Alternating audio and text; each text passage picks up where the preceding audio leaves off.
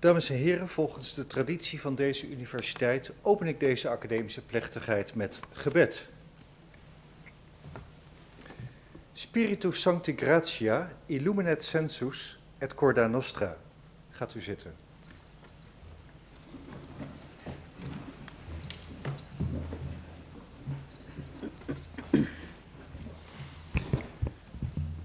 Ik wens u allen een hartelijk welkom bij de oratie van professor Rogier Kievit, die per 1 september 2020 is benoemd tot hoogleraar Developmental Neuroscience aan de Radboud Universiteit en het Radboud UMC.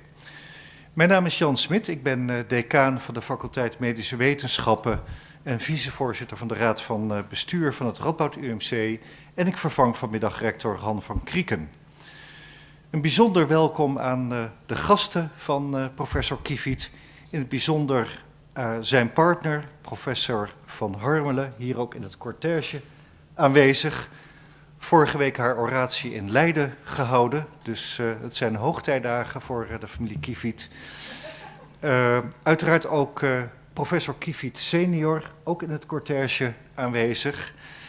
De kinderen, Nova en Flynn. En ook de moeder van professor Kievit en de broers, oom en tante en ook de schoonfamilie.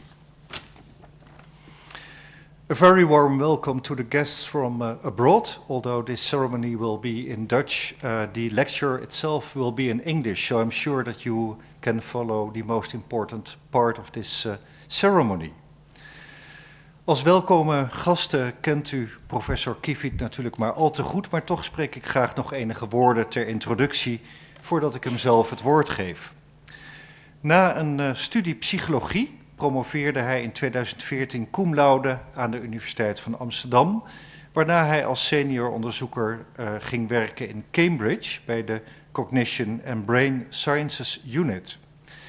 Na een prachtige carrière in het Verenigd Koninkrijk keerde hij in 2020 terug naar Nederland, naar Nijmegen, waar hij aan de Radboud Universiteit een Hypatia Fellowship kreeg en hij benoemd werd tot hoogleraar Developmental Neuroscience.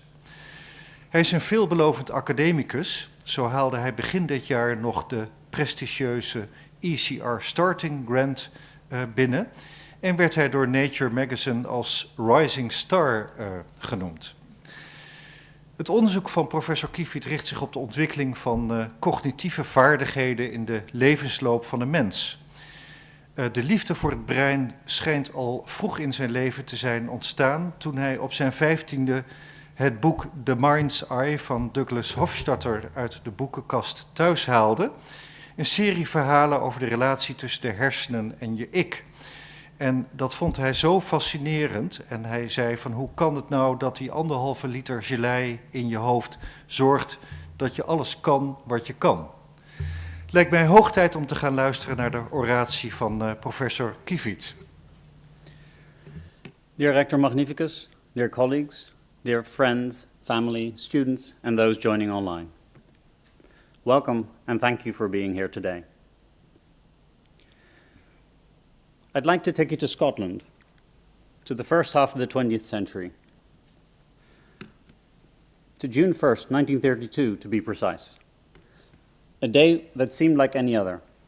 On that day, however, 87,498 Scottish children, almost every single 11-year-old in the country, went to school and took part in the Scottish Mental Survey, 1932. The children were given 45 minutes to solve 75 items, questions which measure their cognitive abilities, such as their knowledge of words and proverbs, their memories and arithmetic skills, their spatial abilities, and how well they could figure out puzzles and problems just like the one you see here. Some children did better on this test than others. Why people differ in such abilities, what these differences tell us about their past and their futures, how and why they change across the lifespan, and what role brain structure plays in these trajectories defines my research interests and my chair in developmental neuroscience. But back to Scotland. Because 67 years later, in 1997, one of the most exciting scientific discoveries in our field was made. Deep in the basement of a council archive in Scotland, you can see here, the handwritten records of the Scottish Mental Survey were discovered. A team of researchers, led by Professor Ian Deary, was able to recover and transcribe these cognitive tests. Since then, hundreds of studies have made many fascinating discoveries using these data. Because how well the children did on this simple test turned out to be informative about their later school success, the types of jobs they got, and even their risk of dementia and their brain structure 7 decades later. The most striking finding of all is shown here. Children who did better than average, shown in white, and those who did a bit worse than average, shown in red. The lines show the likelihood, the percentage of each group who is still alive across the lifespan. How striking. At every age, doing better on the test meant you were more likely to still be alive. The boys on the right, incidentally, show a different pattern at around age 20.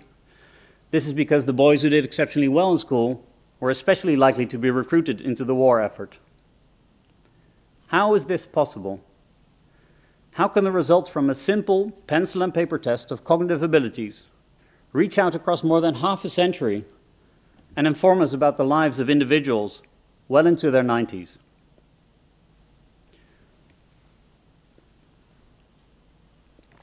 Today I will argue that these discoveries are possible because of quantitative models. They are the microscopes of our field, allowing us to take these sometimes overwhelming volumes of data on cognitive abilities and on brain structure and turn them into mathematical abstractions that yield insights into how and why we change across the lifespan. These abstractions, however elusive they sometimes feel, have demonstrated an unreasonable effectiveness, allowing us to understand the mind, to track its rise and fall across the lifespan, and to relate differences in brain structure and function to our cognitive performance. These models have enriched our educational systems, allowing us to identify children who struggle in school and better support them, and to further challenge those whose exceptional abilities may otherwise have been overlooked. Cognitive tests and measurements of the brain are our specimens, and models are our microscopes. Over the next 40 minutes, I will tell you about the origins of our microscopes and what they have helped us reveal about the human mind. But first, a closer look at microscopes.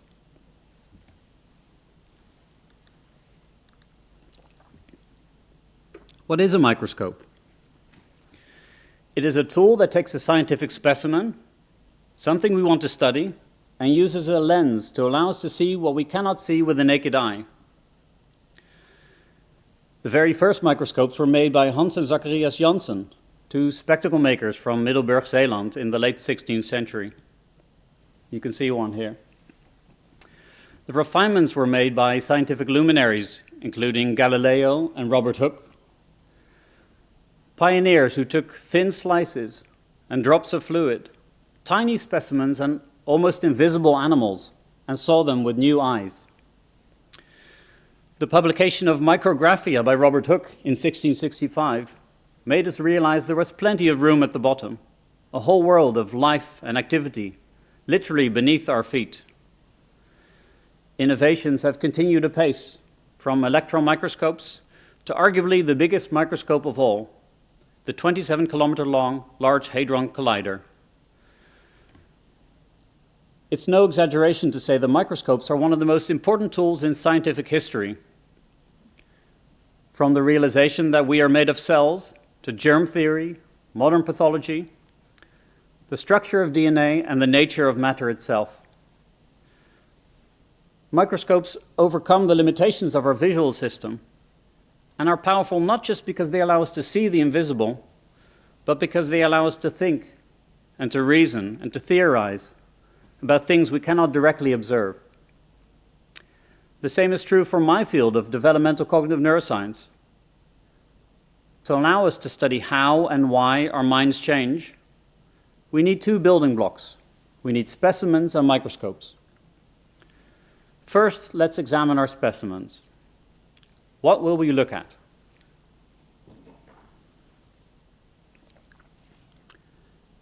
The very first specimens in psychology were case studies, individuals who were either intrinsically unique or studied in such detail as to be especially informative. These include famous, sometimes infamous examples in clinical psychology, such as the case studies of Sigmund Freud, and in experimental psychology of little Albert, a boy who was taught experimentally to be afraid of otherwise neutral objects. A case study that I assure you would no longer survive today's ethics committees. In my own field of cognitive psychology, Hermann Ebbinghaus took up the heroic task of memorizing thousands of digit sequences in order to map the mechanisms of memory. However, as informative as these case studies were, the field soon realized the inherent limitations of focusing on individuals alone. We needed data from more people, and we needed more data from people. We needed to study not just individuals of unique interest, but larger groups of people. How do people differ from each other, and why? One of the first efforts to measure cognitive performance in multiple children by Charles Spearman was perhaps not hugely ambitious, governed mostly by the proximity to his own house, but it set the stage for the emerging field of studying individual differences. Moreover, we realized we needed to go beyond the scope of only measuring cognitive ability, and we needed to include many other relevant factors, such as physical and mental health, genetics, the environment, access to and quality of education, and much more. One of the most fascinating sources of insight to cognitive performance was to study the brain. So how do we study the brain? Well, just like for cognitive performance, the early days of neuroscience were focused on studying unique individuals and case studies. These include Phineas Gage, whose railroad accident led to personality changes, and Henry Molaison, whose operation caused specific memory problems, and Louis Le Borgne, the inspiration for Hodor in Game of Thrones, whose brain damage taught us new lessons about language. Although the meaning and importance of these case studies is much debated, they strongly suggest some degree of functional specialization.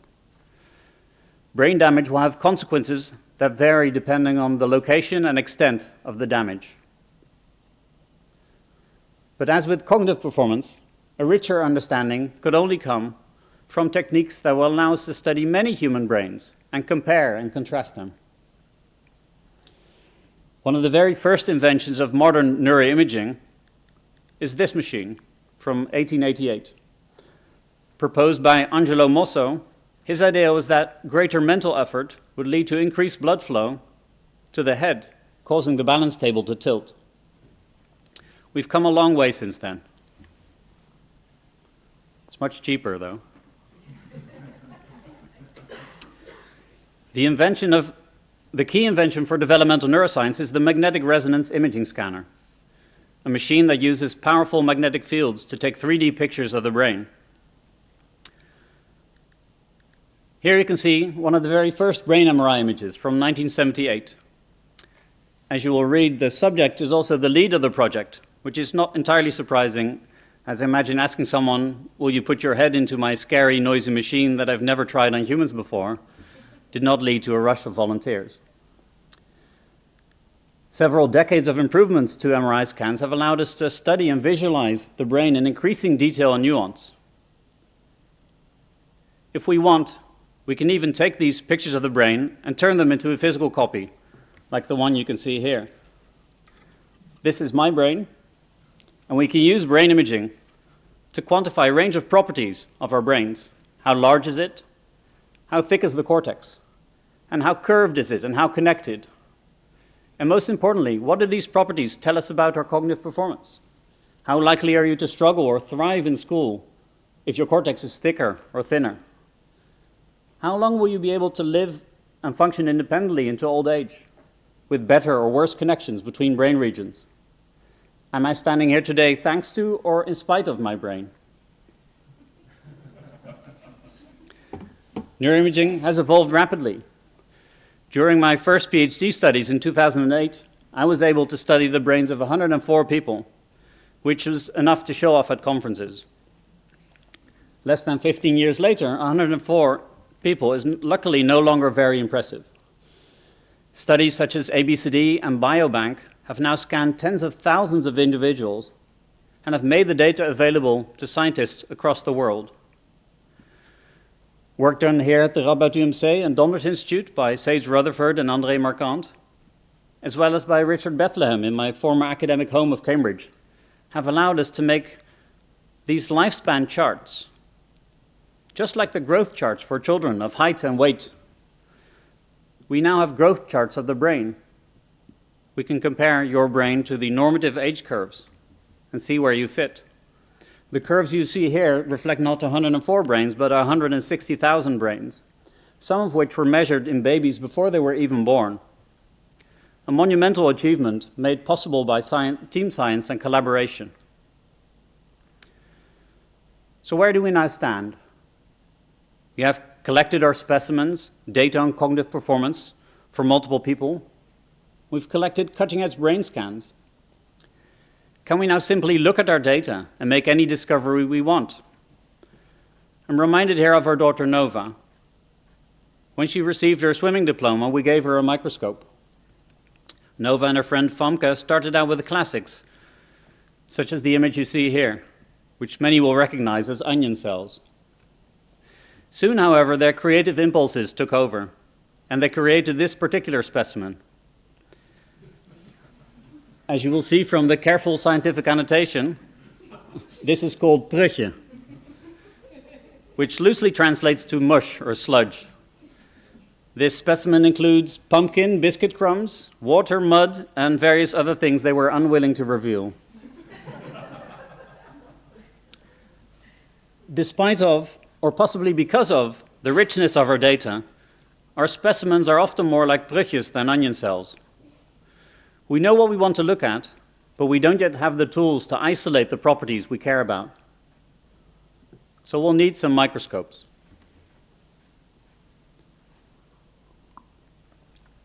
But the microscopes I'm talking about are different than traditional microscopes. They don't have lenses, you can't touch them, and if I gave them to my daughter for her swimming diploma, she would be rather disappointed. The microscopes I'm talking about are quantitative models, which capture mathematical abstractions about our data in powerful ways. Despite their many differences from traditional microscopes, ultimately they serve a similar purpose.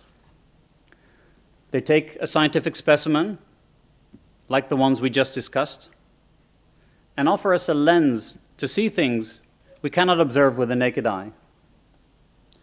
And doing so allows us to visualize, represent, and distill the key properties we think exist in simplified quantitative abstractions.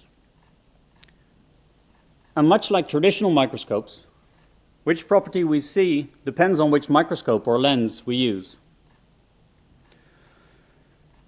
A simple property for which we need a model is the correlation, initially developed in the late 19th century. It allows us to see if, and if so, how strongly, variables are related. These simple model microscopes have given us answers to basic yet crucial questions. For instance, they have taught us that people who do better at one cognitive test tend to do better at all others on average. But the correlation was just the start. It was extended by Charles Spearman and others to develop factor analysis, the goal of which was to explain patterns of correlations across many variables. In other words, how do people differ across multiple tasks? I'll explain the value of factor analysis with an example from athletics. Think of the decathlon, a group of athletes who compete at different events such as the sprint, the high jump, and the javelin throw. Say you measure the performance of 100 athletes on each of these 10 events. These are what we call our observed scores. She jumped 1 meter and 40 centimeters. He ran the 100 meters in 12 seconds.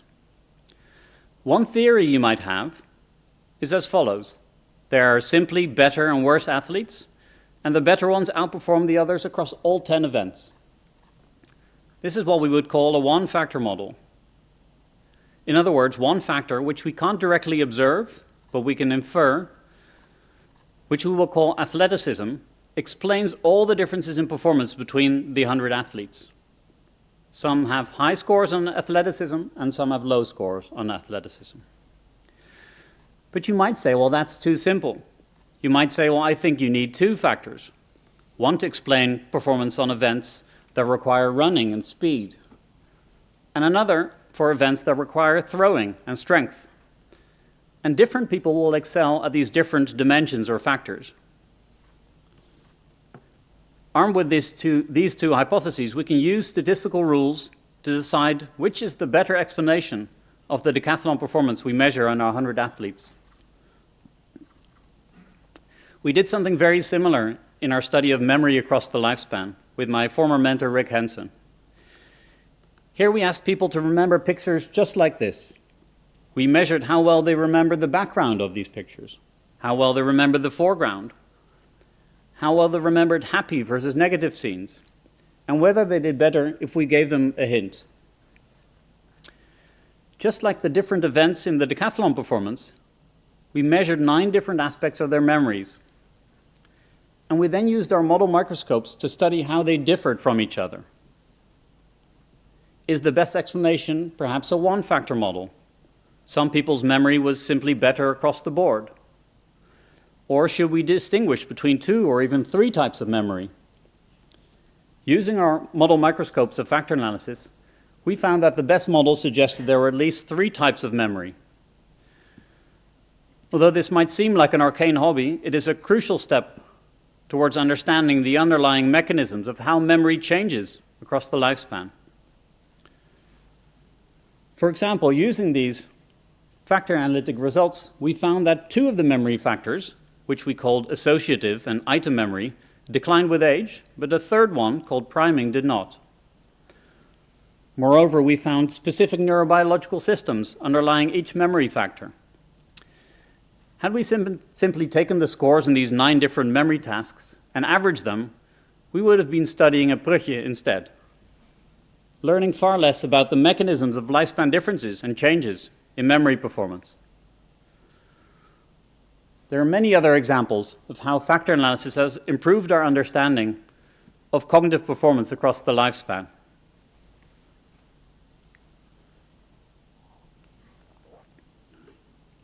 Across many studies, we tend to find that people with slightly larger brains, with more surface area, and with better connections tend to do a bit better on cognitive tasks. In the work I did during my PhD with Denny Borsboom, I used these model microscopes to test competing theories about the relationship between the brain and cognitive performance. Doing so, I found time and time again that the relationship between your brain and your cognitive performance is complex and multifaceted. In other words, there is no single region in your brain responsible for a single cognitive ability. In the same way that strength and stamina and speed and balance all play a role in explaining our athleticism, different parts of your brain and different properties of your brain work together to support the profile of strengths and weaknesses that make you you. So what have we learned so far? We've learned that people differ in cognitive ability, and these differences matter. We've learned that we can use model microscopes to see the factors underlying these differences.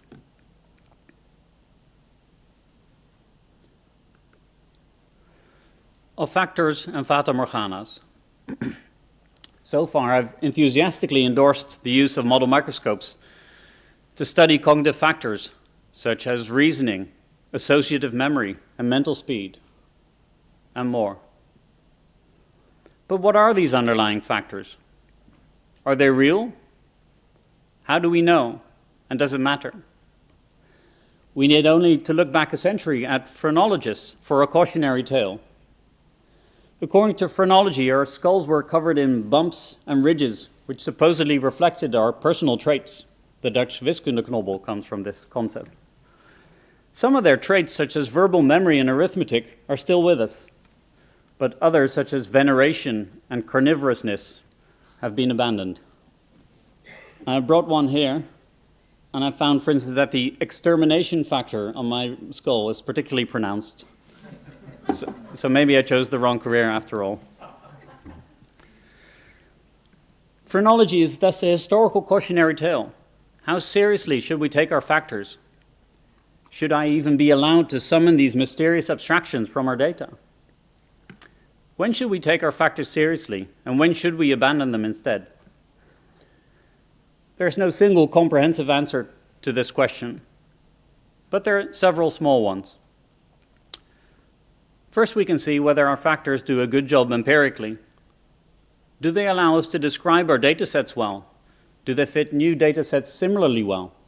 And do they generalize to other populations I haven't studied before? Secondly, do they map onto the real world? If you have a low score on a memory factor, do you also struggle with memory at school or at work? And what if the system breaks down? If we suggest there are 3 factors of memory performance, then we should be able to find at least some patients with brain damage in whom only 1 or 2 of the factors are affected. More generally, do we find converging lines of evidence from experimental, genetic, and developmental data that point to the same or at least similar factors? Finally, and most profoundly, is there a compelling alternative explanation that would explain our data equally well? If all of these lines of evidence point in the same direction, then it makes scientific sense to take our factors seriously, at least provisionally. All models are in some sense wrong and incomplete. But like the shadows in Plato's caves, we can both acknowledge that our factors are simplified projections of the reality of human ability, yet use them as tools for scientific progress.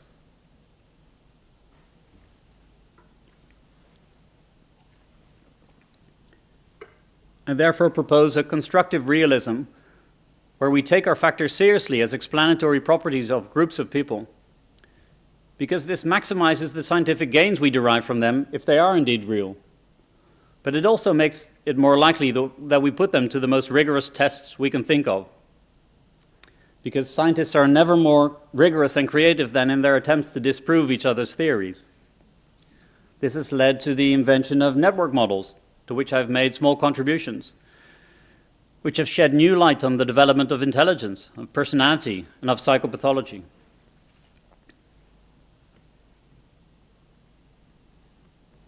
As scientists, we should always be willing to update our views. And if our favorite factors are slain by an ugly fact, we should eagerly embrace these new insights as progress bringing us slowly closer towards reality. These incremental steps forward, the occasional step sideways and even backwards, are an integral part of scientific progress. Our favorite theories and factors should not be hills to die on, but mountains to continuously climb. There's a second caveat to make here before I proceed. I've spoken about cognitive abilities and their importance for a range of life outcomes. And of course, brain structure and genetics certainly play a key role, but they do not fix our ability and our potential in stone. Many other aspects impact our cognitive performance. Many other things matter in life. Factors that affect cognitive performance include differential access to education, different access to opportunities across countries, across classes, and across historical time. It includes the impact of early adversity and economic disparity on the possibility to reach one's cognitive potential. Some historical use and misuse of these tests ignore the impact of these factors, hiding behind the mathematical machinery I've spoken of so positively today. Moreover, although cognitive performance is both intrinsically fascinating and one of the most strong predictors of a range of lifespan outcomes, it does not govern our moral worth as humans. Our son Flynn, if given an IQ test, would most likely try to eat it. That makes him no less worthy of being a human. Similarly, although cognitive performance predicts a range of life outcomes, so do other factors, such as personality and creativity, social skills, and a tendency to demonstrate positive adaptation following adversity. None of these caveats, however, change the fundamental importance of understanding differences and changes in cognitive performance. So let us zoom in even further.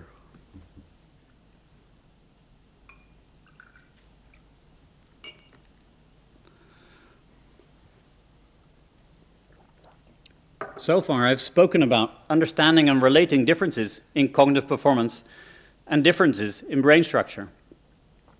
To do so, we have armed ourselves with rich data specimens and with mathematical microscopes to study the underlying structure in great detail, to take the very best snapshot we can. However, my chair is called Developmental Neuroscience.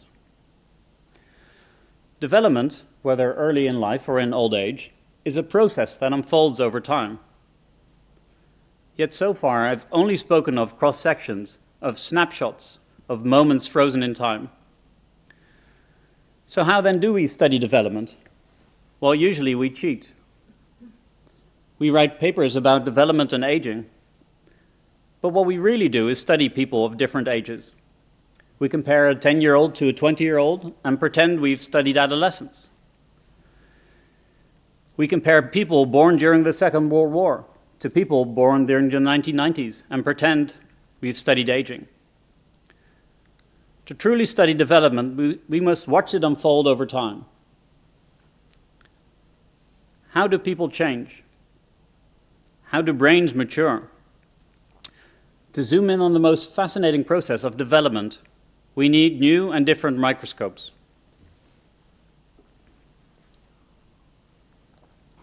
The model microscopes we use to see change go by a variety of names: growth curve models, latent change score models, linear mix models, and latent variable autoregressive latent trajectory models. I think we can all agree our field needs a better marketing department.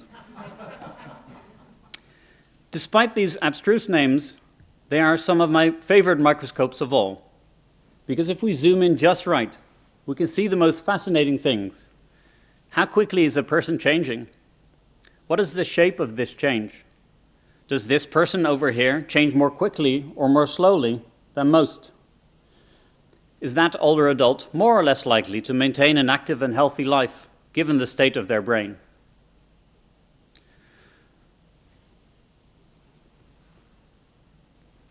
Studying development over time, we've made a range of exciting discoveries. Summarizing across hundreds of studies, we find approximately the following pattern. Almost all cognitive abilities improve rapidly in childhood and continue to do so until your late 20s and early 30s. Then, unfortunately for almost everyone in this room, they start to decline, slowly. This isn't an iron rule, however. Some abilities, like priming, barely change at all. Others, such as vocabulary and knowledge, improve until your 70s or your 80s. Moreover, this process isn't the same for everyone. Some people will decline much less or not at all, and others will improve well into old age. What about the development of brain structure? Here we know much less. Developmental studies in childhood suggest a pattern of increasing volume and connections until middle childhood, followed by a period of thinning and increased myelination. In this period, the connections we do not need are lost, and the connections that matter most are strengthened. Early evidence suggests that changes in brain structure in this period go hand in hand with changes in cognitive performance. However, our understanding of this process is still in its infancy. As Ivan Simpson-Kent and I discovered when we reviewed the literature in 2019, until very recently, there were more studies of dog fMRI than there are longitudinal studies of brain and cognition. There are many good reasons for dog fMRI, I should say. Just look.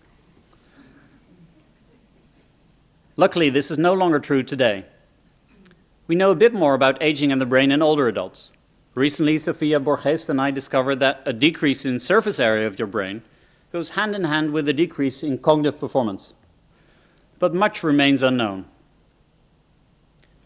What is abundantly clear is that for a truly developmental neuroscience, the field must shift towards longitudinal data. In the final section of my lecture, I want to push this boat out even further and show you things we could not even see a few years ago.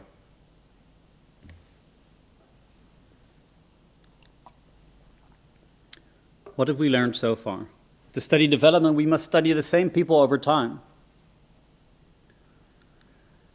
Most cognitive abilities peak in early adulthood before declining slowly. And brain changes show similar but distinct trajectories. Seeing the forest and the trees. In the past 20 minutes, I've told you about studying differences in cognitive performance between people. I've told you how differences in brain structure tell us something about differences in cognitive ability and performance, and how we moved from early case studies and small samples to studying larger groups of people and studying them twice, sometimes even 3 times, to capture development over time. As exciting as these innovations are, they are still all discoveries about groups of people at crude levels of temporal resolution. The early case studies had many flaws, but one strength: the focus on the individual. In the last 2 or 3 years, we've been able to return to this principle, to after 100 years put the individual front and center once again. In the last section of this lecture, I want to tell you about how unique specimens and new microscopes allow us to study how cognitive performance and brains change at the level of the individual.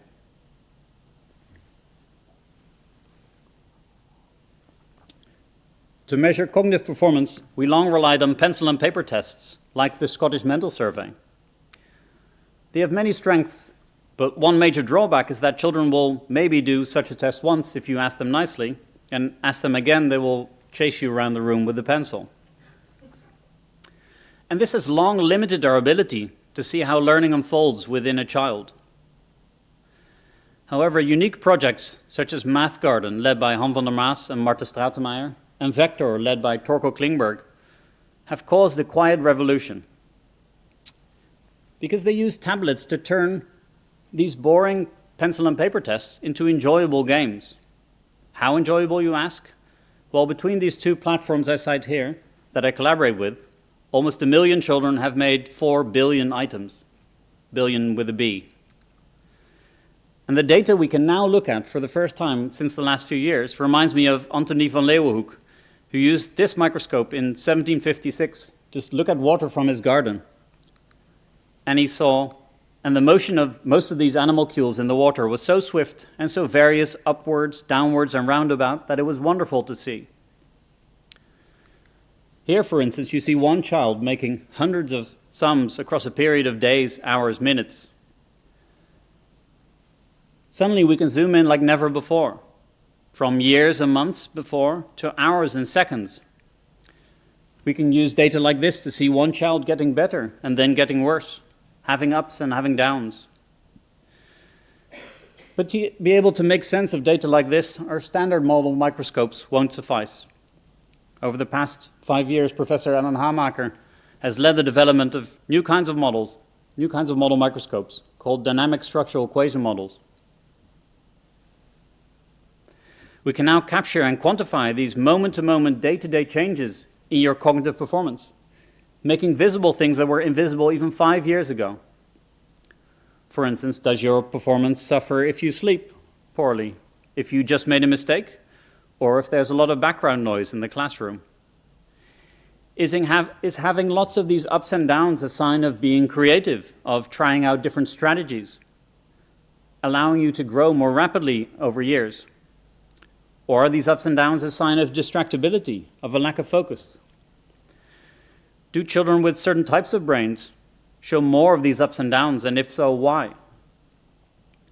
In future work, I will use these new model microscopes to zoom in on childhood cognitive development in greater detail than ever before.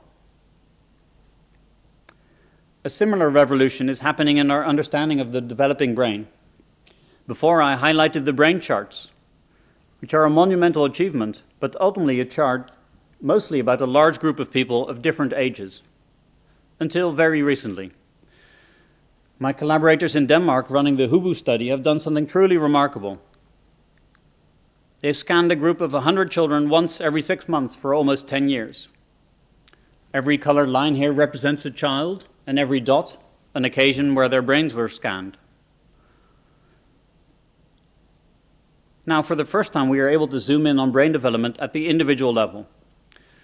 Together with Delia Furman, we used a new model microscope called, one of those names again, a nonlinear random effects model. This model, shown here, allows us to capture the thinning of the brain in adolescence at the individual level. We know that the brain is at its thickest at around age 8, and then thins until late adolescence, the curve you see here.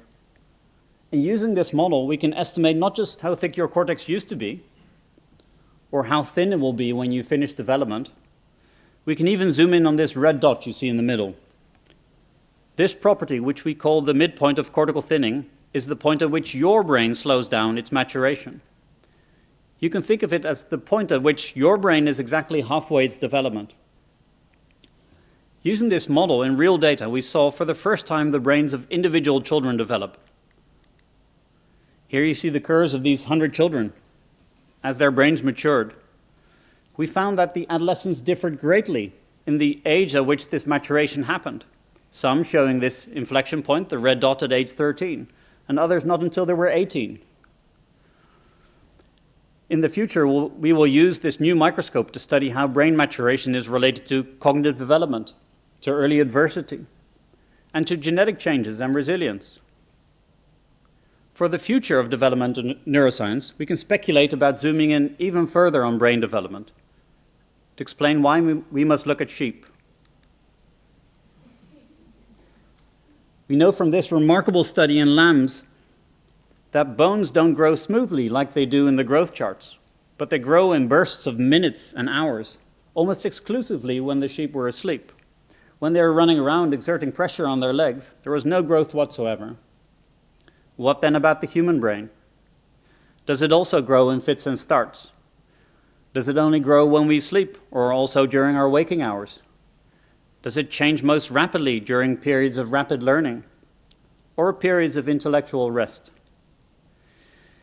Innovations such as this portable MRI scanner developed by Donder's Institute colleague Jose Marquez mean such questions are hard but no longer impossible to ask.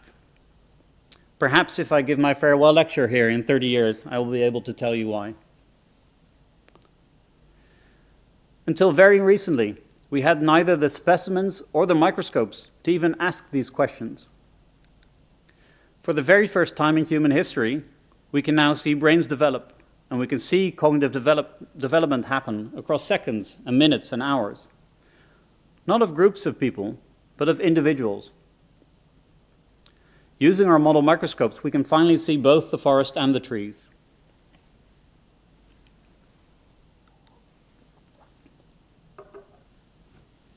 Seeing the future. Today I've told you that cognitive abilities differ between people, change across our lifespans, and play a crucial role in our lives. I've told you how quantitative microscopes help us to zoom in and out, allowing us to see the lifespan arc of cognitive and brain development and how they affect each other over time. The beneficial relationships between models and developmental neuroscience go both ways. Models are built to answer new scientific questions and adapted to deal with the challenges of new types of data. Conversely, methodological innovations allow us to realize scientific questions we didn't even know we had. How shall we as a field, and I in my chair, make the most of these opportunities in the next years and decades? First, we must be guided by team science. The time that a lone genius could hope to solve the mysteries of the brain alone in our laboratory are behind us. Large international collaborations allow us to combine forces, to share data and to work together. Secondly, we must diversify our samples. Today I've spoken of humans in general, but the fact remains that the insights I've spoken of today about the mind and about the brain come from an exceedingly narrow slice of the world's population. For this reason, I'm excited to work with the BRIGHT project in the Gambia and start expanding our horizons towards a more representative neuroscience. If we are able to meet these challenges, the future of developmental cognitive neuroscience will be most exciting. The confluence of ever richer data and innovative microscopes will allow us to study human cognitive ability and brain development better than ever before.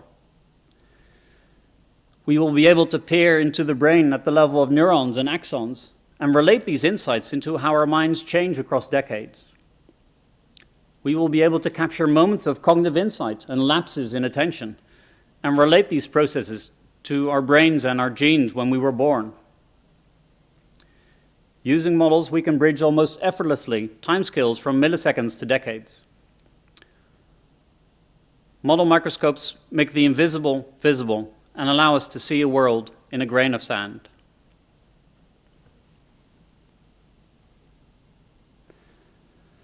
Dankwoord. I would like to thank the Executive Board of Radboud University and the Executive Board of the Radboud UMC for their confidence and support in my appointment. I would like to thank my new colleagues at the Donors Institute for making it such a welcoming place to work, even over Zoom. When I told a colleague in Cambridge I was coming here, she said the Donors is a dream, and she wasn't wrong. I'd like to thank my academic mentors during my career, Stephen Koslin, Denny Borsboom, Rick Hansen, and Sue Gathercole. Dear students and postdocs willing to work with me, know that I've learned a lot more from you than the other way around. Friends and colleagues in the UK, the Cognition and Brain Sciences Unit was our home for almost 9 years and supported me in transitioning from PhD student to postdoc to group leader. Cambridge will for always be in our hearts. Friends, family, neighbors, and colleagues, in person and online, thank you for sharing today with us. Lieve vrienden, sommigen al 25 jaar. Wat mooi om dit moment met jullie te kunnen delen. Mijn familie en schoonfamilie, inclusief Thijs en Anneke, wat mooi dat jullie er helemaal bij kunnen zijn, helemaal uit Zweden. Opa Jopie, niet veel oraties zullen 4 generaties aanwezig hebben. Nieuwe broers en zussen, Tessa, Cornelia, Fabian, Jasmijn. Mijn niet zo kleine broers, Arthur en Erik. Toen ik in 2011 met Anne-Laura trouwde, moest ik een contract tekenen dat ik, ook als ik hoogleraar mocht worden, ik een grote broer moest blijven. Bij deze. Papa en mama, ik moest er door mijn promotor op gewezen worden dat het opmerkelijk was dat ik ondanks jullie carrières geen prestatiedruk ervoer. Dank voor jullie onvoorwaardelijke steun al die jaren. Door jullie durfde ik en we meerdere keren een sprong in het diepe te wagen. Zelfs wanneer mensen vroegen wanneer ik nu eens een echte baan ging zoeken. Lieve Anne-Laura, je bent de meest veerkrachtige persoon die ik ken. Of beter gezegd, tot nu toe veer je dynamisch terug naar uitdagende gebeurtenissen. Nog heel veel jaren samen. Lieve Flynn en Nova, wat ben ik blij dat jullie er zijn. Ik heb gezegd.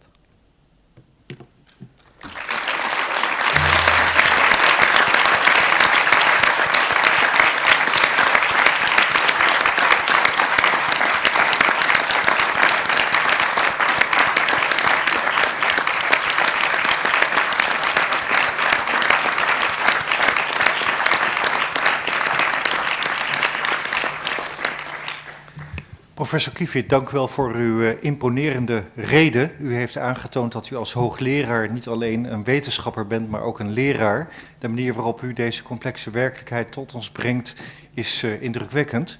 Fijn ook dat Flynn erbij is. Heel fijn dat je er ook even bij kan zijn. Waar ik zelf van onder de indruk ben, is dat u met de microscoop het brein bestudeert. Wat mij betreft doet u dat met de macroscoop, of misschien wel zelfs met de telescoop, want de vergezichten die u biedt op deze complexe werkelijkheid zijn indrukwekkend. U verbindt daarbij werelden van structuur, ontwikkeling en functie. En dat zijn denk ik componenten waar we in de wetenschap voortdurend door geïntegreerd raken. En de verbinding die u legt, dat gaat wat mij betreft niet alleen over de verbindingen in het brein, maar ook de verbindingen die wij met ons brein leggen tussen wetenschap, tussen zorg en tussen onderwijs. Maar ook de verbindingen die we leggen tussen het bedrijven van wetenschap en de grote maatschappelijke vragen waarvoor wij gesteld zijn. En wat dat betreft denk ik dat uw werk ook ons enorm helpt om de complexe vragen van deze tijd op een andere manier te bekijken dan we gewoonlijk doen. En dat brengt ons denk ik ook bij de beperkingen van het brein dat zichzelf bestudeert, waarbij alles een model is en waarbij we met ene en nullen werken of met andere zaken, maar waarbij het brein zich ook voortdurend realiseert dat de grenzen van het brein er ook zijn. En als het brein zichzelf realiseert dat er grenzen zijn, dan kom je haast op een filosofisch debat, wat we wellicht later bij de borrel kunnen voortzetten. U heeft een model van uw eigen brein getoond. We zijn ook benieuwd naar de degeneratiecurve van uw brein.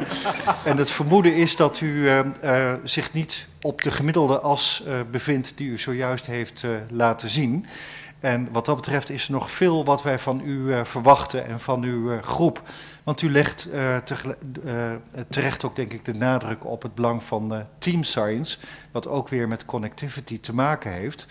Tot slot geeft u denk ik ook een interessante les dat waar wij studies eigenlijk na 10 jaar bewaartijd weggooien, daartoe vaak aangezet door de managers van onze afdelingen, soms toch de moeite waard kan zijn om bepaalde studies te bewaren. Misschien is research waste ook het weggooien van goed onderzoek. En u heeft met uw indrukwekkende inleiding laten zien dat zelfs een onderzoek uit 1932 heel veel vergezichten kan bieden. Ik wil u feliciteren met uw hoogleraarschap, ook uw afdeling, ook het Radboud UMC en de Radboud Universiteit en uiteraard al uw geliefden en vrienden en collega's. Daarmee zijn wij aan het einde gekomen van deze academische plechtigheid en verzoek ik iedereen te gaan staan, zodat wij kunnen afsluiten met gebed.